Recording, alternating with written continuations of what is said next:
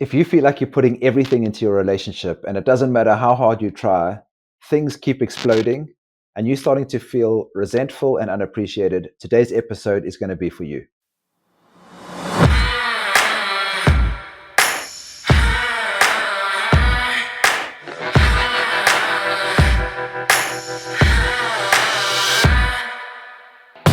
Welcome to the Father, Sons, Brothers podcast, everybody. This is Matt coming to you from Spain. And in today's episode, we're going to touch on the one thing that you can change in the way that you relate that's going to change your entire relationship pattern. It's the most important piece. And that's what we're going to be diving into today. What's up, bro? Good to see you. Stoked to be back on the podcast with you and really jazzed to be diving into today's topic. And this comes off the back of us completing the second version of something that we call the Legendary Lover Method. It's our flagship men's relationship and sexual mastery program, which we just wrapped up last week. And we had such amazing results and such powerful transformations from the brothers that were part of it that we are taking some of the highlights from that. And we're going to be creating a series of podcast episodes and some supplementary training that is going to support listeners of the show to help them level up their relationships. And today we're going to be talking about boundaries. When did you first learn about boundaries in relationships, Brie? Now, I learned about it at ISTA. It was really the first time that word came into my space. And I remember thinking it was such a powerful thing. Obviously, boundaries are a part of the natural way that we relate, but I didn't have a word for it.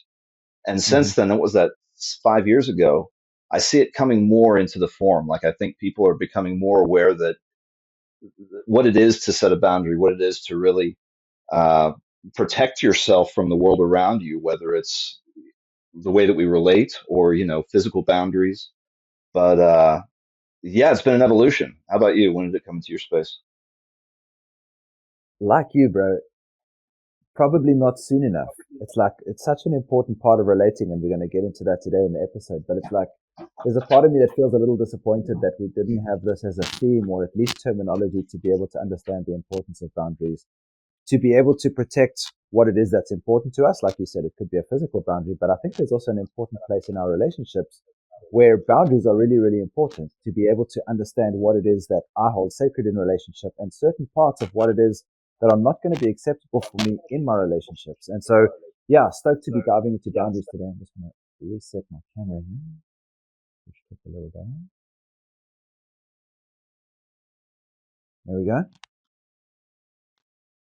So yeah, I think the first element of boundary setting is understanding what the importance of a boundary is and why we would even want to set boundaries. And I don't know how you've navigated this in your relationships. Have you had conversations around this specifically? How has it played out in your relationship? Well, there's desires, needs, and boundaries. I mean, those are the three kind of key pieces that Atana and I use in our relating. And the boundaries is always the hardest piece. Like, I can find when I'm frustrated, when there's something that, I'm upset and she's not, or I'm upset at something she did.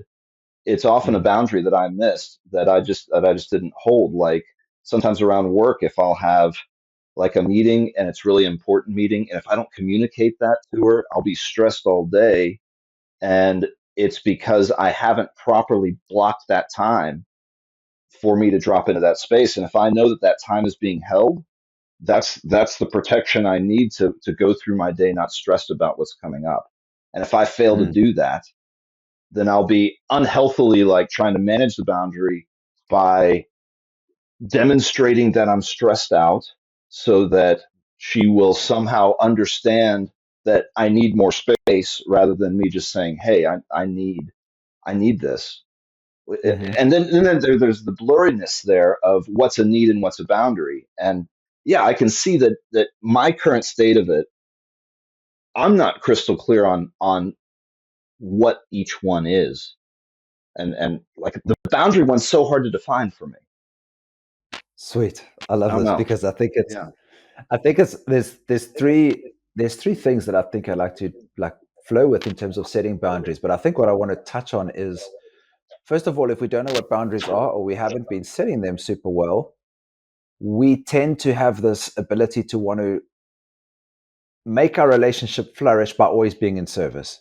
So as long as I am always in the place of doing or supporting my partner or showing up consistently or not saying things that are going to upset the apple cart or trigger the other person, then that's the way to be in relationship. And that can be a strategy, but I think what inherently comes for like that element of relating, which sometimes can be like the nice guy or the people pleaser, is that the idea of setting a boundary you think is going to potentially upset your partner, so you'd rather not say it, and then it sometimes gets messy afterwards. Does that resonate with what you're talking to? Yeah,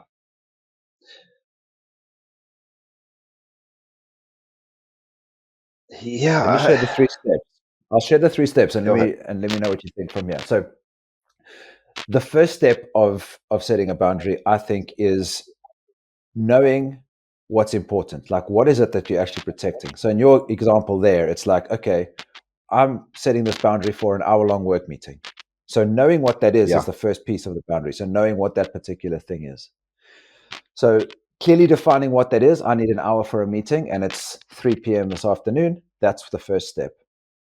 The second step is, I think, articulating why this is important. Why is this boundary important to you? I need to do this so that I can do work, so that I can move ahead with creating finances for our family. A boundary could also be protecting your morning routine, and that why might be to show up fully or to move your body so that you're the best possible version of a dad that you can be. So, knowing what you want, knowing the piece, articulating the why, and then communicating it clearly to the person that's involved. I think those are the three steps that are required in order to be able to set it up well in a relationship. you said something there that I really want to highlight. I'm good at identifying my needs, like my need for a morning routine. I need to get up an hour early. I need to do my breath work. I need to stretch. I need to see the sunrise. These are things that allow me to show up full power to my day. I can identify that I need that to be the best version of myself. The Mm-hmm. boundary, as you said, is protecting that time. Like Yes. expressing the need isn't enough. And sometimes I can express the need, but if it's not enforced through a boundary, I guess is that the way to put it? Then it Mm-hmm. doesn't get met. And so I can see in this example that I fall short because all I'll do is identify the need, but I won't protect it with a boundary by saying, you know, Neela wakes up a half hour before he's supposed to. Do I cut short my morning routine to take him? No. I've set a boundary through conversation, knowing that Itana's got him up until 8:30, and I have that hour to myself no matter what. And having that communicated in the relationship so that we're both on board with what that means, so that I'm not in a meditation being stressed out that I'm not showing up, that I'm not being the nice guy, that I'm not, you know, Mm-hmm. what was the word you used? Yeah, just being everything to everyone, right? Like I want to show up full power to my wife. I don't want her to have a shit morning because of that. And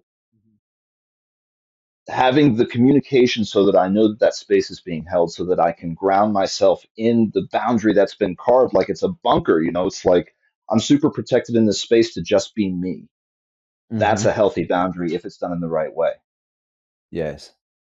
And I think the piece that you touched on there that may or may not be super clear is communicating your why, like knowing what it is, speaking into the boundary, but also articulating what the why is. What's the reason that you need your morning routine? It's like, hey, I can take my son from 8:30, but it's important to me that I get this first hour to be able to make sure that I've done my morning practice, etc., etc.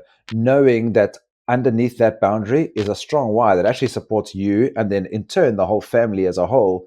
Like when your partner feels that why and you're on the same page with Mhm. it, then the boundary seems super clear as to why that needs to be protected for you.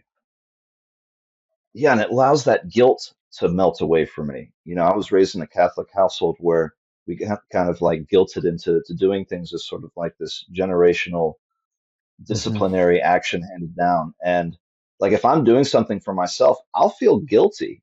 But if I communicate the why and I am met by Aitana in understanding why I'm asking for this, that melts away Yes. because I have that recognition, that validation, that understanding. Yeah, important piece.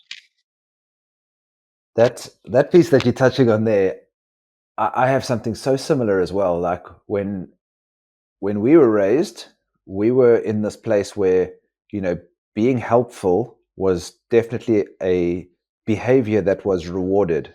Meaning, you know, when there was something to be done around the Yeah. house, I would shine up. Like I would, you know, help with dishes. If someone was picking up plates or something, like that was the moment to stand up and move and do something. What came from that was like this uncomfortable feeling when I was on the couch relaxing and somebody was doing something, especially my mother. I always had the sense that I needed to be up and be helpful. And I think that underneath that for me comes to what I think I heard you say, which is like, and I notice I have this in my relationship as well. I sometimes feel like I can't relax. I feel like I always need to be there to put my hand in and help, you know, pick up something or do something or something like that, which is, yeah, it's not always healthy. You can help for sure, and there's a desire to help. But I think that place, which I heard you say, is like if you're sitting in meditation and you know this is your time, and you can hear Nilo's awake and stuff's happening in the house, it can pull you completely out because you feel like you have that pattern runs again that you can't actually be where you're supposed to be because you have to be helpful. Yeah.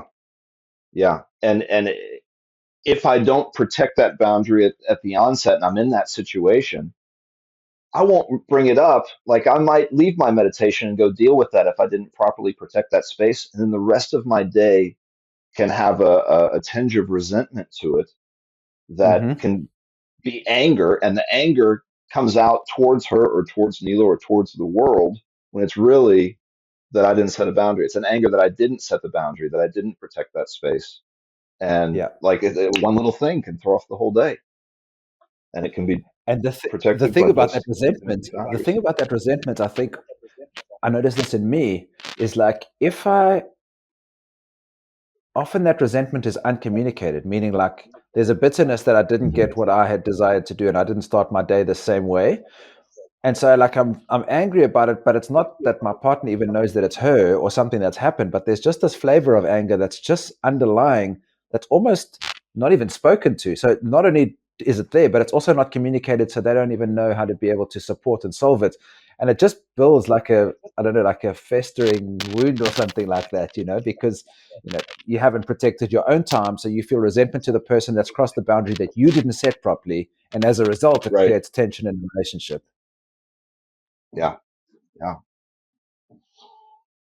So this is what we started this episode with by saying is like, if you are in this place where you feel like you're giving and giving and giving and showing up and, you know, making sure that you're always there to help with the dishes or help with your son or help with your kids or doing all the things or picking things up, and you're hoping that doing more of that is going to help you to have a smooth and easy relationship, these threads of bitterness that we're touching on here are going to be inherently involved in your being, because it feels like you're not getting what you need to prioritize your most important relationship. And what we've spoken about multiple times on this podcast, as well as inside the training, inside like the Legendary Lover program, and even in our foundational training, the first 4%, the most important relationship you have is the relationship that you have with yourself. That's not even up for debate. Everything else is a reflection of that relationship. And so, what Matt's talking about, like your morning routine, you can't be the husband you want to be or the dad that you want to be until you make sure that you've prioritized that relationship that you have with yourself. And in order to do that, you need to know what that is, why it's important, and then be able to communicate that boundary so that you can show up for that first. And then you can move into your day with the fullness that's required to show up as the father that you want to be. Communicating the boundary. What's the easy way to do that? Because we were like, you think about a boundary. Like I think about your opening question was, when did I first start thinking about boundaries? And it's like we learn about this stuff as kids, right? Like we can see uh, an unhealthy boundary set at the playground at recess when a kid pushes another kid, because they don't want to be bothered or something. Like that's, obviously physically throwing someone away from you is an unhealthy boundary set. And the healthy version of that is, like you're saying, coming from a centered space where you know what it is that you are protecting or that you're setting a boundary for. You understand and grounded in your why, and you communicate it from a place where you're centered and grounded and articulate to a person who's receptive to hear it, right? Yes. Yeah. Is it as simple as that? Is there another sweetness ingredient that I need to be thinking about when when No, I think communicating it's. I these think you've boundaries. nailed it. I think the other piece for me, which I want to share in this, is that quite often the feminine feels safe and protected when the masculine knows what the fuck to do. When the masculine says, "This is what's happening. This is where we're going. This is the plan," and presents it. What doesn't always feel safe is either not communicating it, like the what we spoke about earlier, which is like you go and take your morning routine, but then you sort of come out and you don't hold the boundary and you haven't communicated it clearly. But when a person knows exactly what your desire is, why it's important to you, and clearly communicated, which sounds like, hey, Monday, Wednesday, Friday this week, I need 7:30 till 8:30 for my morning routine. This is important to me so that I can be set up for my day, that my head is clear, and I need you to hold Nilo until 8:30. And I'm not going to be coming out of the room until then because this is important. That's the communication of it. And there's something in that that I think actually relaxes the nervous system of the person receiving the communication because you've been so clear in communicating what the boundary is, how long it's for. Like in that communication is as clear as possible. It's not some random, I need my morning routine. It's like, I need 7:30 till 8:30 or Right. whatever the requirement is. And then you Yeah. talk into the why, like I really need to be grounded and I know that this is important for me so that at 8:30 you can be relieved to go and do your thing and I've got everything and this is what I need. And then communicating it in that way actually creates a lot of safety, which I think Hmm. is sometimes the opposite for that same part that's the people pleaser who is sort of like, well, let's just wake up tomorrow and we'll see how it goes. I'll see if I can squeeze my morning routine in. And the other person doesn't quite know what's happening. And then you don't have a morning routine and it didn't go according to plan. And then you feel resentment and the other person doesn't feel safe and it spirals out of control. And it's like you didn't own it. You've got to own it all the way through. And it's the dark masculine that says, this is the piece. This is why it's important. This is why I'm doing it. Can you hold it? And the other person goes, yes, I've got it because it's super clear. And it actually creates safety in a way that not bringing it that directly actually doesn't make the other person feel safe. That's an important piece that you hit there is can you hold it? Like check, like it's not just an expression of I need this. It's an exchange of you got me and a yes, and knowing that Mm-hmm. that commitment is anchored, and then the relief just pours in the flow. And the nice guy who maybe wants to handle it differently, the nice guy can say thank you after for holding the space. That's the role of the inner nice guy gets to play in the whole transaction. Yeah.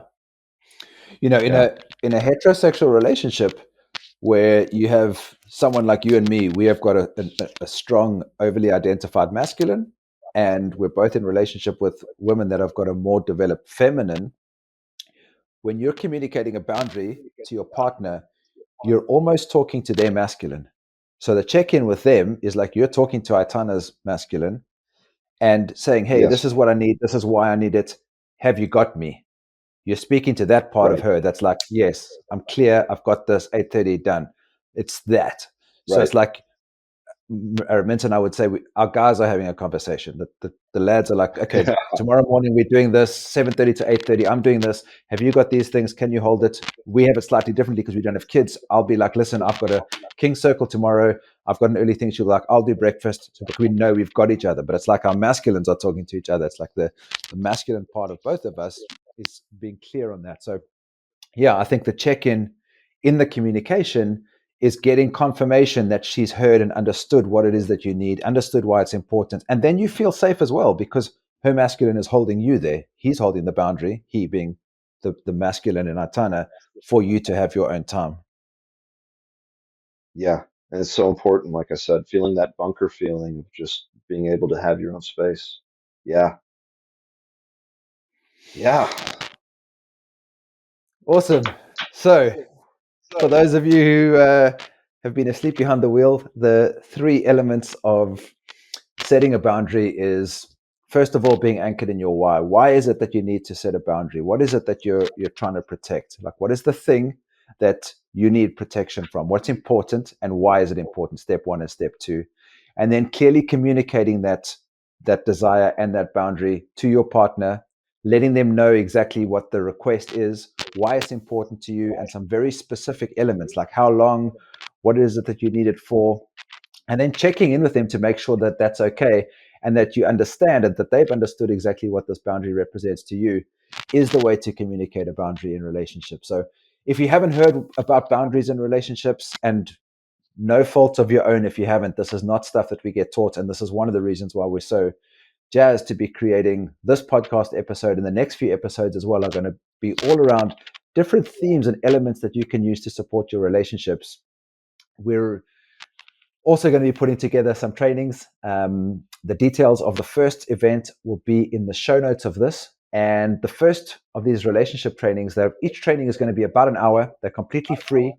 And this is basically going to be the build up for the next Legendary Lover Method program, which is going to be launching probably in early June. And the first free training is going to be called Relationship Reflections, where we're going to be taking a look at what we call the third phase of relationships. And the third phase of relationships is relationship endings, and how to be able to reflect back on some of your past relationships so that you can anchor in some of the lessons from your past connections and prevent yourself from falling into repeating relationship patterns in your future relationships. So whether you're wanting to call in a new partnership or whether you're in a relationship now and want to make sure that you don't have any open browser tabs that are going to potentially start playing music when you're currently in your relationship right now, going through relationship reflections is going to be part of that free training. So stoked to be sharing that. Matt, maybe you just want to give a little bit of reflection on how powerful that section was inside Legendary Lover when we went through the process of post-gaming some of our past relationships. I mean, if you're anything like me, you can look back at your past relationships and grab the gold from them, and you can also grab the terrible times from them. Like, it's an opportunity to really step in and look at that and see how we've grown and see how we can do better. And yeah, the methods that go into to really turning down the volume on those old relationships. It's yeah, I have stories I can tell. I don't know if I want to go into a whole story right now, but yeah, there's No, relation. When I did this exercise, I went back and looked at relationships that I hadn't touched in over 20 years and found patterns that were still repeating. And yeah, undoing those and seeing them, it's powerful, y'all. Yeah.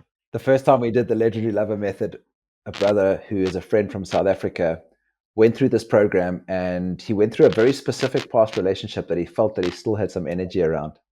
And when he went through this program, he said he shifted something at the end of the process that we went through that he said was so significant that it was only about 3 or 4 weeks later that he met his current partner. And he said he was so clear that everything that he had moved from this past connection had aligned him to what it was that he was calling into this new partnership. And he's still in this relationship now. So if you're looking to close some of those energetic hooks that you have from your past relationships, and we all have them, this is almost an ongoing process that will continually be something that you'll do once you have this process, to be able to reflect on your past connections and make sure that you are feeling only love and gratitude and appreciation for all of your past partners.